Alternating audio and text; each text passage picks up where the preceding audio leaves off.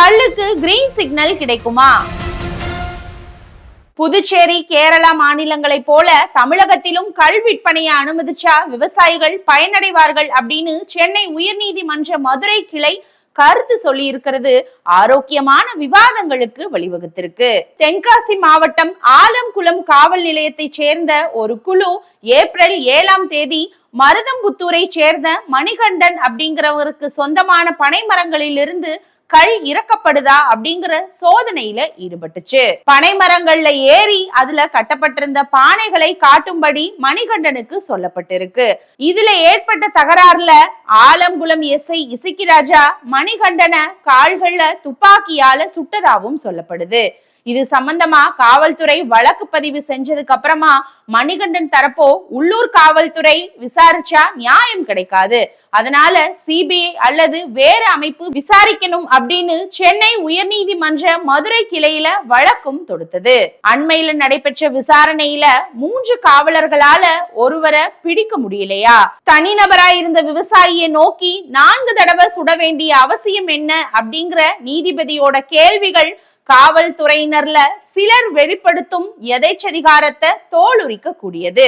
தமிழகத்துல பனை ஏற தொழில 1 லட்சம் பேர் ஈடுபடுவதா கூறப்படுது. கிராமப்புற பண்பாட்டுல கள் தவிர்க்க முடியாத இடத்தை பிடிச்சிருந்தாலும் கள் இறக்கவும் விற்கவும் 1948 தடையும் விதிக்கப்பட்டுச்சு. அதே போல 1971ஆம் ஆண்டிலேயும் 1981ஆம் ஆண்டிலேயும் அரசு கள்ளுக்கடைகளை திறந்தாலும் பனை ஏறுவோர் விற்க அனுமதிக்கப்படல. தடைய காரணம் காட்டி அவங்க மீது பொய் வழக்குகள் சுமத்தப்படுவதுதான் கள யதார்த்தம். கள்ளுக்கான தடை விளக்கம் குறித்து 2025 தமிழக சட்டப்பேரவையில எழுப்பப்பட்ட கேள்விக்கு இது சம்பந்தமா எதிர்காலத்துல அரசு பரிசீலிக்கும் அப்படின்னு பதில் அளிக்கப்பட்டுச்சு. இந்த நிலையில முதலா தடையை விளக்குற வகையில நீதிமன்றம் சில கருத்துக்களையும் வெளியிட்டுச்சு.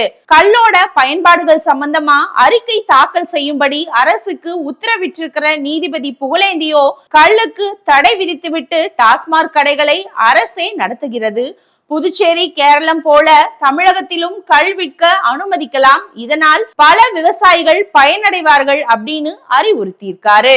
அண்மையில ஆந்திர முதல்வர் சந்திரபாபு நாயுடு ஒரு விவசாயி வீட்டுல கள்ள ருசி பார்த்தது இந்த விஷயம் மீதான அணுகுமுறைய மறுபரிசீலனை செய்ய கோரும் குரல்களுக்கு வலுவூட்டும் விதமா அமைஞ்சிருக்கு.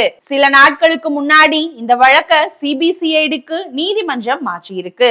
கள்ளுக்கான தடையை பயன்படுத்தி பதநீர் விற்பவர்களை கூட துன்புறுத்த சில காவல்துறை அதிகாரிகள் தயங்குறதே கிடையாது. அவங்க தவற உணரும் வகையில சிபிசிஐடி விசாரணையோட முடிவு இருக்கணும் அப்படிங்கிற எதிர்பார்ப்பும் எழுந்திருக்கு. மீண்டும் ஒரு விவசாயி காரணமே இல்லாம காவல்துறையால துன்புறுத்தப்படவோ அவரது கருவிகள் சேதப்படுத்தப்படவோ கூடாது.